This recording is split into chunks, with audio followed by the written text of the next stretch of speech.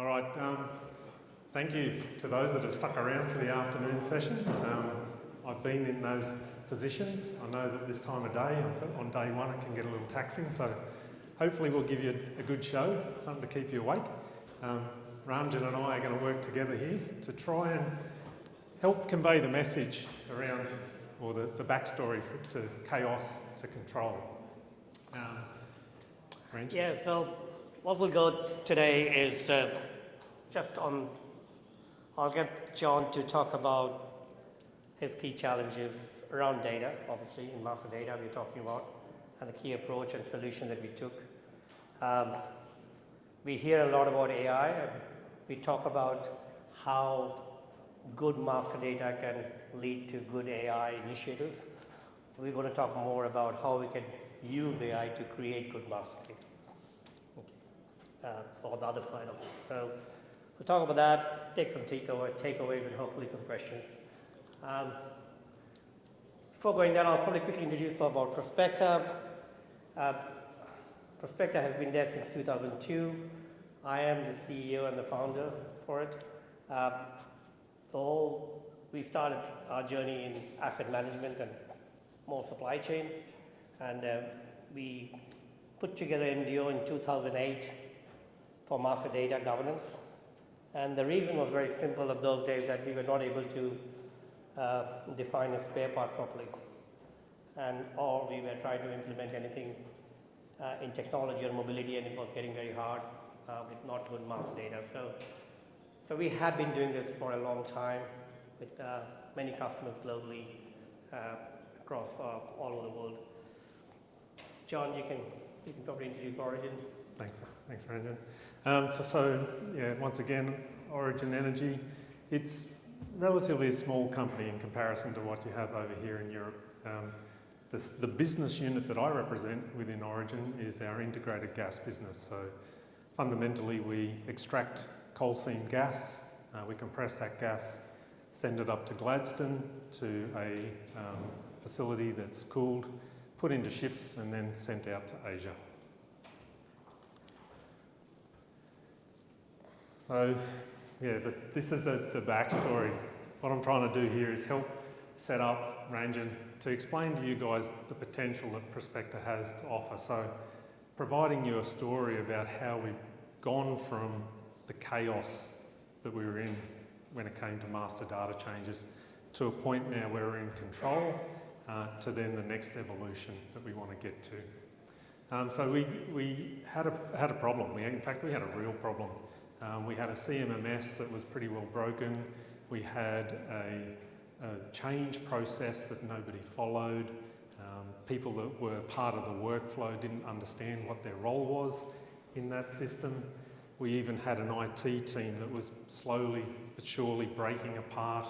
We'd lost the knowledge in order to manage that system, to be able to fix issues with it and to update it. We had a business structure that was constantly changing. We had knowledgeable people leaving the business. We had new people coming in. So trying to keep that system updated to manage all of those intricate parts was becoming a real challenge for us. Where did we go to from there? It was in 2021 that we did our SAP S/4HANA implementation across the whole of Origin, and that implementation then opened up an opportunity for me as an asset master data specialist to look at SAP partners. So it was at one of these types of events back in Australia that I met with Prospecta at one of their vendor showcases there, and thought, there's an opportunity here. There's a product there that actually, first of all, it's SAP endorsed, so that gave me a level of confidence. It had the ability to take away all of the issues that we had with our old system. So it was not much of a huge process to get to that point. So if we go to the next slide, Ranjan. So the approach that we took as a relatively small business was we jumped into some discovery sessions. And what I mean by those discovery sessions is, what were the current issues that we had? Like, what wasn't working for us? And then what was possible, or where was the point that we needed to get to. We broke it into some digestible chunks. So looking at the issues that we had a lot of confidence in the data elements or the technical objects that we were changing a lot. So when we spoke with Prospector about, what's possible, what's our minimum viable product, we took it into pieces, so equipment, functional locations, maintenance items, maintenance plans. For me, as a sponsor for this change within the business, it was easy for me to explain that to our executive team. They had a sense of what we were talking about based on the time that we'd been in using SAP. And then once that was all decided on, we then went to the separation of systems. So the evolution of the project, implementing the MDO product for us. We made an informed decision, a conscious decision, not to migrate any of our change requests from our old legacy system. There was two very valid reasons for that. First being that the information that was in the old change request system was really terrible, and it just sort of proved that our end users had a lack of understanding of our data and data structures. The second point was it actually becomes a really good training opportunity. So giving end users that first-hand use of the tool, taking a change request that they had in an old system and actually manually putting it into the MDO product, and I'll just emphasise the fact that they had to manually enter all of that, a point that will sort of become evident a bit later on. So the key early outcomes for us, the fact that MDO is integrated with SAP, there's a real symbiosis in the look and the feel of the product. So for our end users, it was an easy transition. Change management becomes change fatigue after a while. There's probably a few of you that have experienced that yourselves. But when you have a new product that looks and feels very similar to the SAP core product, that change then is sort of lessened because it's not such of a leap. With regard to the admin function, so the MDO tool gave us the opportunity to set up certain users with an admin rights in there. So for those that are IT people in the room, you may want to block your ears, but for those that aren't, what that meant for us as a business was that we didn't need to rely on an IT team to make simple changes to our workflows and our data structures in the tool. So that allowed us to then become really effective and efficient in what we were doing with our changes. The embedded governance, it was all about the right first time, certainly with the data gathering. And I'm hearing in different workshops and different displays that the right first time ideology is starting to become a little bit more prevalent. People don't have time to waste back and forth trying to get things right. So if you can get it right the first time round, it saves yourself and the business a lot of time and money. Lessons learned.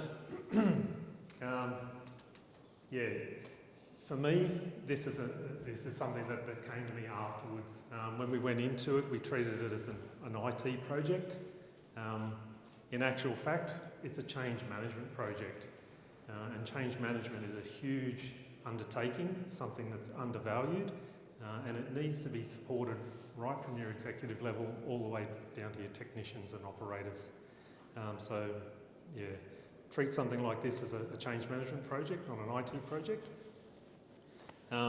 The other thing we discovered is that the level of integration capability with the MDO tool and SAP being connected across the BTP platform was actually far more powerful than we expected it would be. Quick story around that, I had some SAP team in the IT space reach out to me and say, we've got some data that's in the system, we know that it's wrong, but we don't actually have the tool to fix it. Can you try and get it corrected through the MDO platform? Because the MDO system allowed us access to a sandbox, We quickly tested it in there against our sandbox environment for SAP, and it worked. We then rapidly deployed that into the production environment, and everybody was completely surprised that we could fix it easier than our own IT team could. The last piece there is that the end user change requests, so preferences, knowledge chasm, and I've got the word chasm in bold there because it's actually just bigger than a knowledge gap. And with Origin and the area that I work in, our end users had a huge chasm of sort of knowledge deficit there, which leads to the sort of the next, iteration and the roadmap or the path forward for Origin and Prospector with regard to how do we make that easier for our end users? How do we make it easier for operators to get that information? They know that there's something that needs changing. They touch it, they see it every day, but to sit down in front of a computer screen and to fill out a form, putting in information into fields that they're not familiar with, that's still the struggle. That's the change management piece that hasn't really been that easy to keep rolling for us. So we need to get to a point where we can help these people get that information in. They all know how to tell us what's wrong, but when you give them a form to fill in, they get a little bit challenged by it. So what we want to do is start to explore what's possible, the art of what's possible. And I think at that point, Ranjan, I might get you to take over. Yep, sure. This is a subject I've been pretty passionate for many years in terms of how will we do it till AI came in and helped a lot of my thought into more actions. And I think one thing which we see in master data, and especially when it comes to asset, and we talk about master data management, has been there for a long time in banking industry, in financial industry with customer data and product data. But when it comes to asset data, the biggest challenge is that most of the information is in the field. It's not somebody sitting on the desk and creating this asset data or onboarding a customer like we have in that information. And how do we get that data from the field more accurately as a part of their process, not going outside of their process? And this is the biggest challenge. So I'm on a job, I finish a work order, but I'm not there to help you clean your master data. Yes, I want to report that, but is it really my job to do that? So I think that's where the thought process came in. And basically, and it is just a perspective, it may take more time, but the more I'm seeing and the more people are getting transition with the new generation coming in, we are getting more into conversation, we're getting more into discussion mode rather than building and creating big forms and workflows and approvals to manage master data. I don't think so going forward. It will be very automated. It has to be embedded in the process. That the traditional way to have a help desk ticket to create a master data or send a notification and then somebody will work it out. All that will slowly move into much more interactive in terms of how we manage that. I would also make a really important point. I know sometimes I get challenged on that. We look at standards. Sometimes we look at standards as a Bible, make it as a benchmark. You all have your own nuances, and I've been in many master data projects where they're trying to implement standards in place. But make sure, yes, the standards are important, but it's much more important that it actually follows the way you work and how your work processes are managed around master data. So that's important. That's a point that I would like to make. Something that is also spoken, we used to do that in our early days in master data. We used to have a team that managed master data for other businesses. You cannot outsource that problem. It is something within your environment. You know your data very well. You just need the right tools and the right automation to help you with that. And I think that's something that I'm kind of believing that this cannot be something that it's like any other transaction. You just can't outsource that problem. Also on pre-built content, we had a lot of discussions. We have a lot of content, a lot of standards, and content is only relevant when the data is at that point of time and the things are moving all the time. So using AI, using other tools, and to ensure content is very important. Good content will definitely help to have good master data. something that I do. One thing I must say with all the Scope 2 and Scope 3 emissions and other kind of initiatives, suppliers and contractors need to start looking to also take ownership of their data. And having the right tools and the right framework, I had discussions with many organizations having, even in the procurement policies, to have suppliers and contractors to take more ownership on data rather than giving you a big spreadsheet or a massive file. So some of those kind of things, which is something that that needs to be done, and we need to make sure that this is not a project of a start date and an end date. You just can't have this like okay, after 20 years of mess, I'm going to just start a master data project. In 6 months, I'll have clean master data. We are done. From then on, everything will be fine. It is a bit of a journey. You have to go through many iterations, and you will see that curve going up and down till you really get your data right. And you have to start getting the executive leadership to believe in that journey sometimes, that this is going to take its own time gradually. But having those processes established, having those rules and automation is very important. I'll not go through this too much. We have a booth up there, we have a demo, we can show you a lot of that. But basically what it does is think about, you've got a lot of data sources, you've got a lot of applications once your systems, you have data lakes now, you've got all sorts of things coming around, playing around with the same data. You think MDO as a washing machine.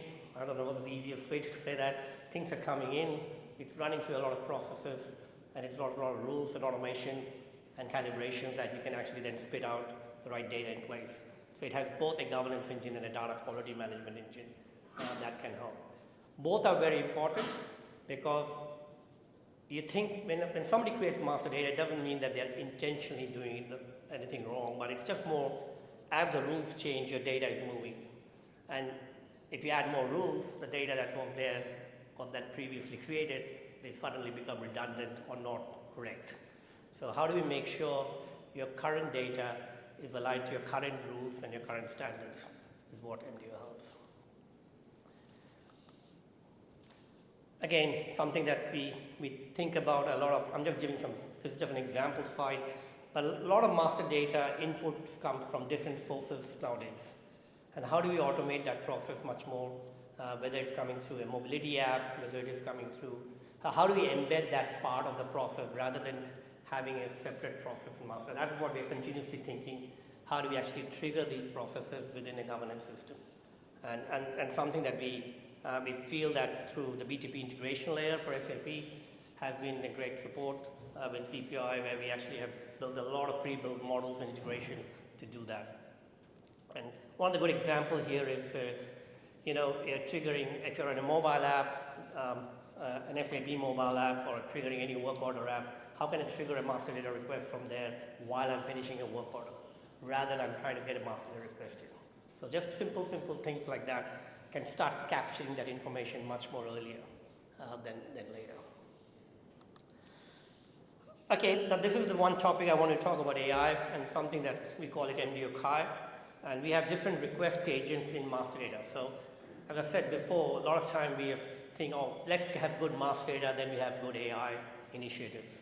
What we are trying to do is just to make sure, how do I build more AI agents within your master data team who can help in this process. So we have different agents. I'm going to talk today about the request agent. This has been a fairly new development in Prospector for the last 18 to 24 months. And we are now going live with a very large mining company in the world who are going to put actually an AI agent in front of the master data process. And there are different agents. We have enrichment, which can enrich data from external sources. We have insights, we have steward, who can build rules automatically. But let's talk about the request agent which I would like to say. I don't know how many people are still using notification types to raise master data requests. We have the M3s and S3s and all the ones that we always used. I think that was the best thing that we could do that time, because that's the way a person could raise a master data request.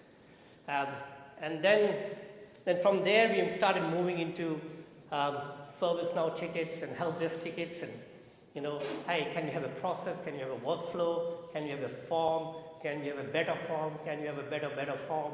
But we were still not getting master data. And a lot of intelligent forms and all sorts of forms.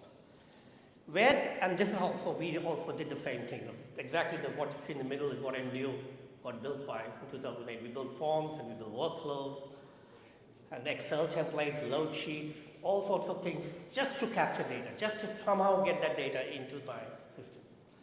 Where we are seeing what's going to move going forward is really the whole AI-based master request. So what you can see, sorry you can't see the screen here, but what's in blue is basically an operator typing in, hey, I want to add a couple of operations, by the way. I went to this job. While I was doing this job, I feel that this task list needs to be updated with the right service package. It's a text. Because that's what he knows. He probably, some of these maintenance, the technicians don't even know what's a task list. They feel, I want a work order, and can the next time when I go to this job, can you make sure these operations are updated and these 4 components should be the work order? So those kind of requests are master data requests. And we want that to be really come into a more structured way. So once it comes back into the back office, it is much more easier to interpret the data. So basically we are taking that free text input into a very simple, into a very structured way. There's an example of a Kai request agent where I'm going to just add some operation of task list from a work order. I had a customer recently, they said, oh, we first create the work order and then we create the task list. So, not the other way around.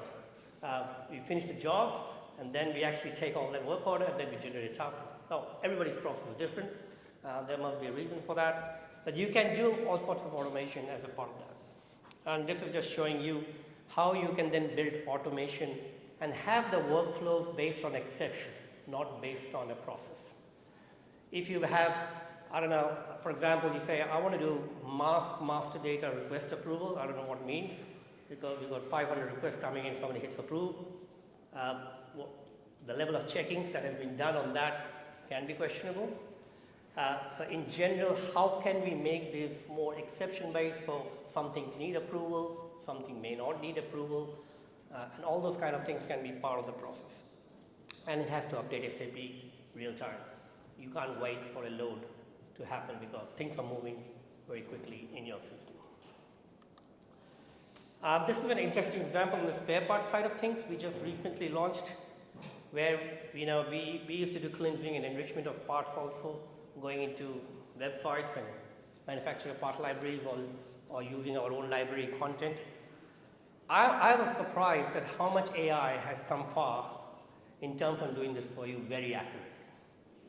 You can really now get out there, put a part number, put attachment, put a code in, and actually go out there and actually pull all the information together and get your part information.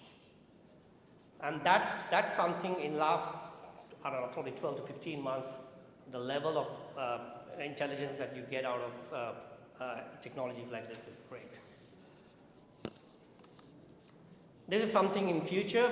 This year we are working with both Copilot, because you have all these AI agents and you don't want an IT landscape with 20 agents running for each one of those things. So how can we be what we call this agent collaboration is what's going to be the future, where we see we become kind of the back agent or a front agent, whether it's AI Joule or Copilot in this case. So we are definitely working with Microsoft right now very closely because we work with OpenAI and we are also working with SAP, being an SAP endorsed partner. We are seeing this, how can we actually make this in the front so we have one agent who actually then connects, and you don't have to connect to a separate Kai agent, for example, in this case. This is something that we actually are definitely seeing in the future this year.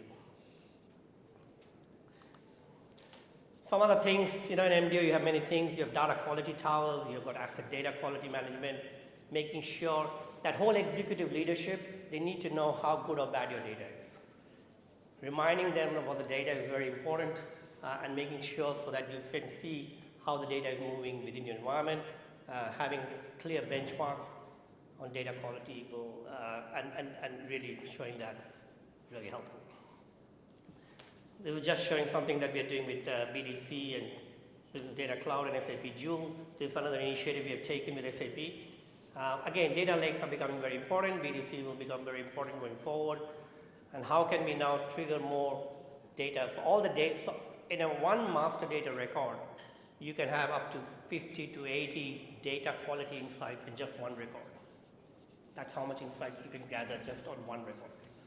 If you can push all that to a particular lake or information, so at least when you're running dashboards and reports, and you can see the insight, is something that we are working right now on the BDC side. And as I said, I just went through very quickly, in interest of time. If you want to have a comment, we are there tomorrow and in the booth to discuss more about this topic. But really coming back to John, to your point, it doesn't matter what you do with the AI and everything. I'm not saying I'm a big fan of IT. I'm an IT person by myself, but it is something. It is a business transformation, right? So, and it's not negotiable that you don't have executive sponsorship. This cannot be a project running on the side.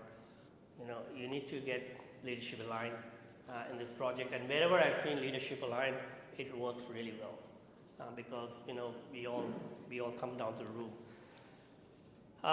For the engineers, I really feel for them in terms of how do we make their life easier to capture that asset data and make it part of their process and not make it harder for them to go and do to get to somebody else.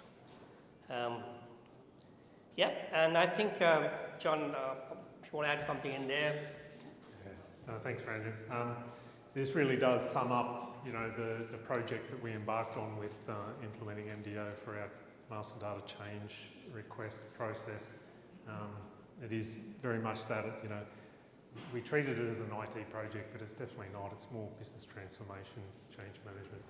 That executive sponsorship, it's not only negotiable, as Ranjan said, but you need it at the front end to get the whole thing moving, but you also need it right the way through and even off the back end, that constant reinforcement that if those executive leaders are seeing value in what you're doing, then everyone else gets on board. It becomes very easy to adopt.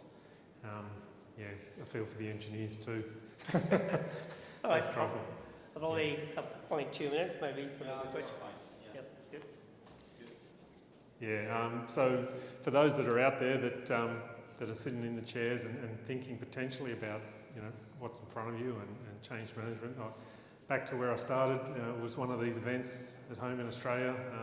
I went and spoke to the guys at Prospector, had a look at what they had available and thought about it, and then didn't think about it for too much longer after that because it was the perfect solution for us, and it's still working, and we're looking at what's possible in the future. Good. Thank you, John. Thank you, Ranjan. Just stay a few more minutes on stage. Is there any question on the audience to ask these two gentlemen? Everyone, there is a question there. Yeah. My question is for John. So, John, what was the significant, help us understand the things that were missing with your, previous setup before onboarding Prospectus and MDO 2? How has been the journey so far? And if you could help us understand a couple of, tangible benefits that you have realized since you've been using the platform. Sure. I think I understood the question there. So the first part of that, our old system it really wasn't a system. It was something that had been sort of cobbled together. It was a cost-cutting exercise. The business decided that they couldn't afford a real change management tool.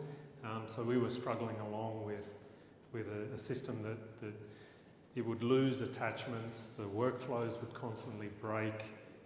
As I said in the opening there, we had a business that had like a revolving door. We had people coming in, people going out. So it was really hard to try and get any consistency there. Now that we have this tool, what I see a lot of is stability and also the opportunity for us to leverage off the data that we have in the system. And it's by no means perfect, so we're constantly improving on that. And we've come to realise that even though it's an easy form for people to fill in, it's still a form. It still requires those end users, those technicians, those operators to understand, what a certain sort field in SAP is, to be able to put that into this form. So where we need to get to is a point where, as Ranjan said there, you know, everyone knows how to articulate what's not working. So let's give them a tool that they can just speak into that microphone, and the AI or Kai will actually transform that into meaningful information that's then put into the system, which reinforces that right first time approach. That's where we need to get to.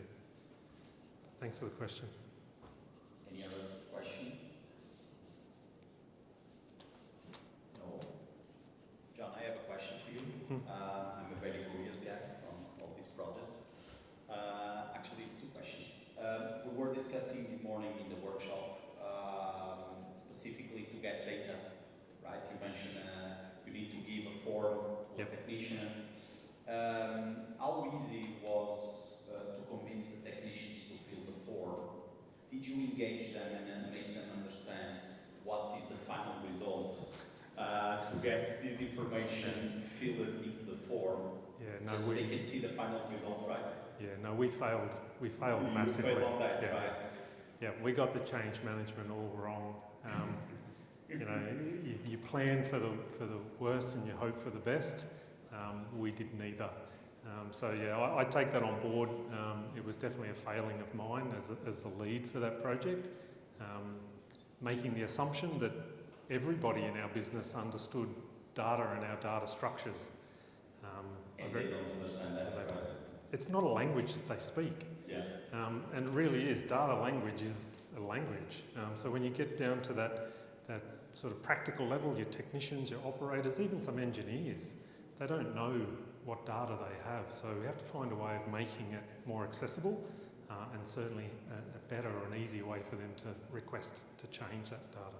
So the good approach for the future and the lessons learned is something, okay, this is the information that will be measured, we need to capture this data, right? And it's a good way to convince them. Absolutely. Yeah. Yep. And the second question is, how do you convince the executives actually to be on board on this, right? Because executive sponsorship is not negotiable for sure, but we still need to convince them, specifically to invest on this, because it's a painful job to sometimes a transformational job to the landscape, right? Even the data that they will consume. How you have the right arguments to convince them, and if you have some, I would say, some KPIs to share on improvement on your processes. Yep. So to answer that question, it's not hard to demonstrate to executives what's possible, but what you need to do is find the right language to explain it to them. What I mean by that is facts and figures, and what we've found very easy to work with SAP and MDO is that you can get those analytics, get the visualizations really simply, and so then you can demonstrate, you know, how much time people are wasting doing things 2, 3, 4 times over. If we can get to that point where it's right first time, there's the efficiency gain, and things just happen. Yeah, and this automation to collect data, it's because typically executive levels, they already receive beautiful reports.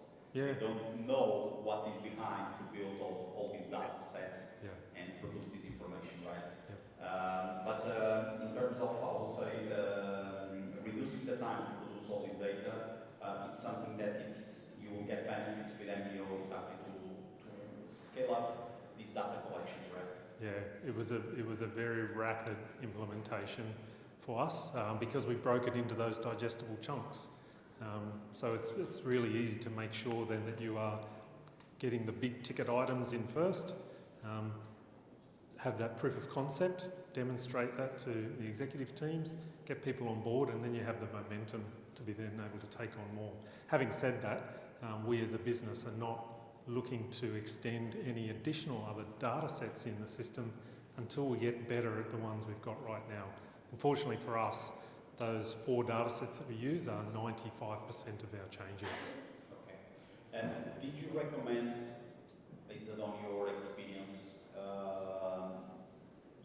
you should start always with a master data project, depending on the area that you are working on, finance, materials, maintenance, to start always with a master data project and a master data governance. This is something something that you recommend as a final user? Well, any project is challenging. So regardless of the project and what you choose to take on, I think you have to consider the fundamentals. And that's your executive support, a solid project team, clear and understood goals, and then a solid action plan. The time frame is good. Yeah. Not every company has an endless budget, Exactly. so you can finish it, on time and on budget, then you've done really well. But it helps a lot to speed up and reduce the timeline to execute, right? Absolutely. Yeah. Yeah. And sorry to cut you off there, but using a trusted partner, somebody that has that understanding of the SAP landscape like Prospector does, there's occasions there where we were struggling with our implementation, and the guys at Prospector reached out to their SAP contacts, and we were able to fix the problem over the phone. It was a great thing to work with. Super. Any other questions? This is a very